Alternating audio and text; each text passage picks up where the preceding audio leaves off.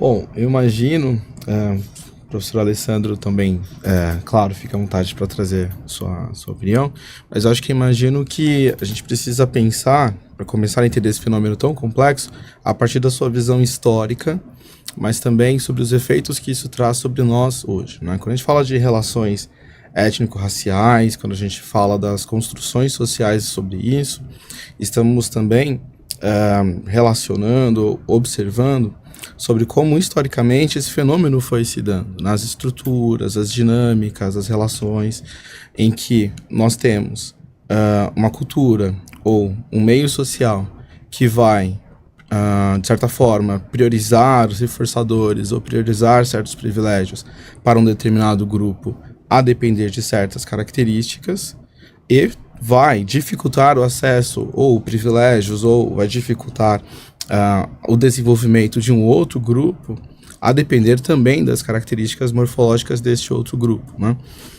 E por conta destas diferenças que vão se estabelecendo nessas dinâmicas e nessas configurações, nessas contingências, né, de certa forma, isso vai criar efeitos tanto nas inter-relações, nas relações mais micros, né, pessoais, como também nas relações mais macros, né, na forma como a cultura vai se estabelecendo, nos acessos, nos grupos, enfim. Então, creio eu que uma forma da gente começar a pensar nisso é tanto nessa construção histórica, de como que essas características foram se formando, como também nos efeitos que isso foi se desdobrando, né, sobre um momento presente na vida de milhares de pessoas, né. Professor Alessandro, fica à vontade também. Eu concordo com o que o Vinícius trouxe e só queria deixar nítido alguns pontos. Quando a gente pensa em relações étnico-raciais, a gente está pensando em relações entre pessoas brancas, negras, amarelas, indígenas, né? Então a gente pode pensar que a raça, etnia, ou que a cor, raça, é uma marcação social da diferença na vida social. A gente tem outras marcações. A gente tem, por exemplo, o gênero, a gente tem, por exemplo, a classe social, a gente tem, por exemplo, a faixa etária, né, jovem, idoso. São todas marcações sociais, né? A raça, etnia, ela é uma marcação social que, de alguma forma, ela localiza e hierarquiza as pessoas e grupos na vida social, né? O que eu quero dizer? Eu quero dizer que conforme a cor da pele, ou conforme a classe social, ou conforme o gênero, e ainda mais com o cruzamento de todas essas, você vai ter diferentes experiências de nascer, de crescer, de viver, de morrer. Então, no fundo, talvez estas marcações sociais da diferença, elas mostram como diferença vai se transformando em desigualdade.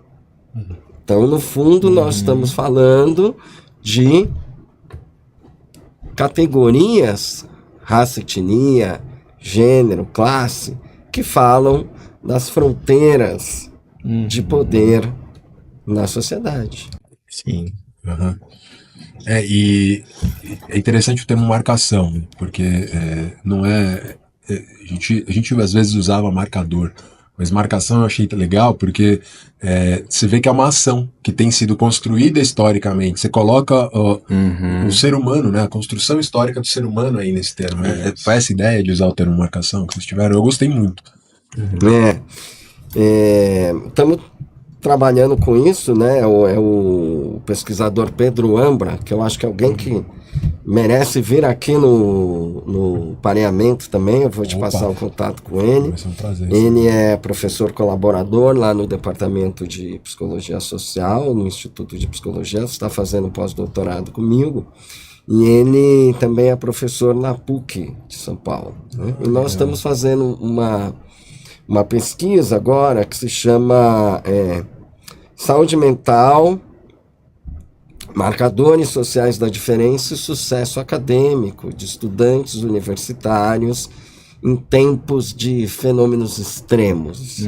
O que são fenômenos extremos? São todos os fenômenos que ameaçam a saúde planetária, como, por exemplo, pandemias, como, por exemplo, guerras, grandes instabilidades políticas, e o fenômeno extremo que tem ficado mais evidente, sobre o qual precisamos conversar mais, né?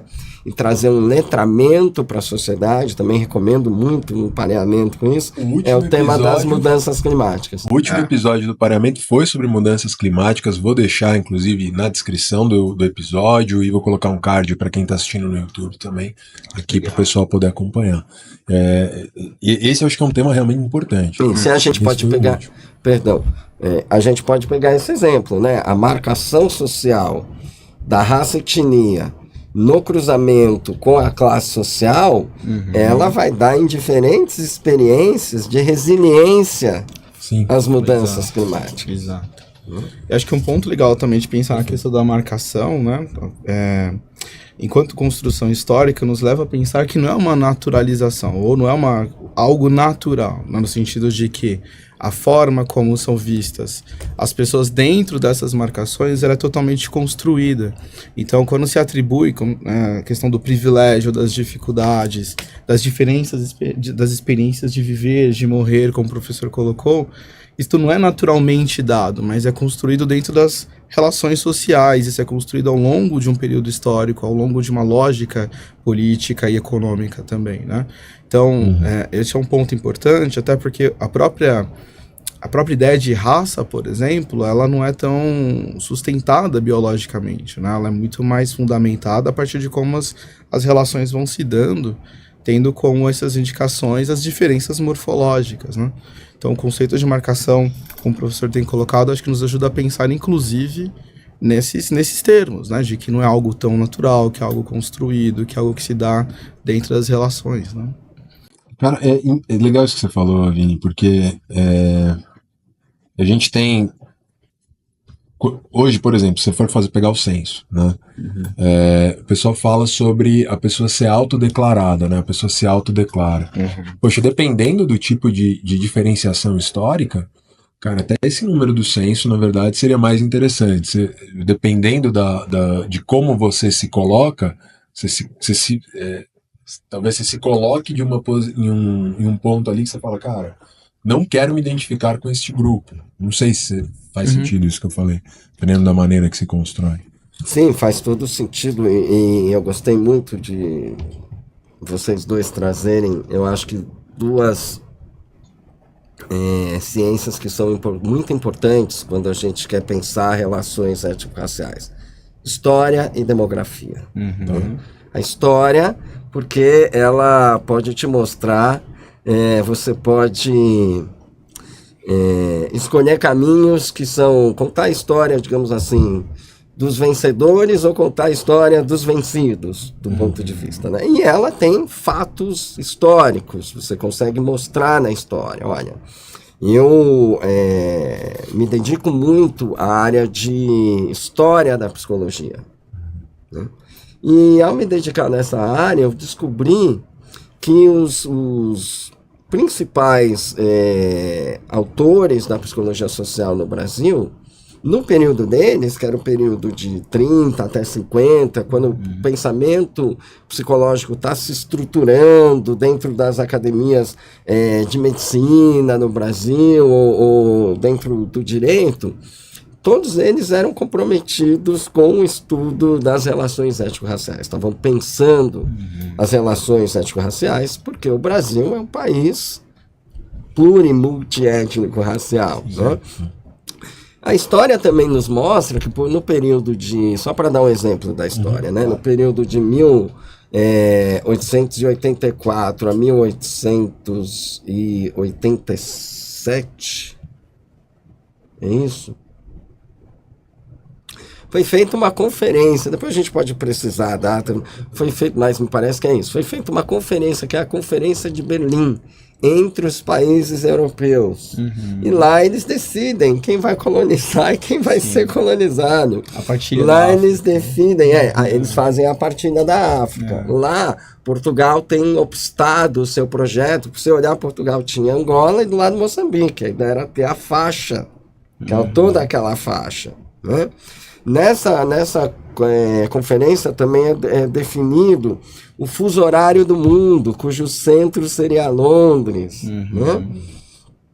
E agora a gente sabe muito pouco sobre uma outra conferência que existiu, eu não estou recordando o nome, eu não me lembro em que país foi, não me lembro se foi em Burkina Faso, a gente pode checar depois, mas que foi uma conferência sobre o pan-africanismo e de resistência a esta Conferência de Berlim, como os países africanos poderiam se posicionar.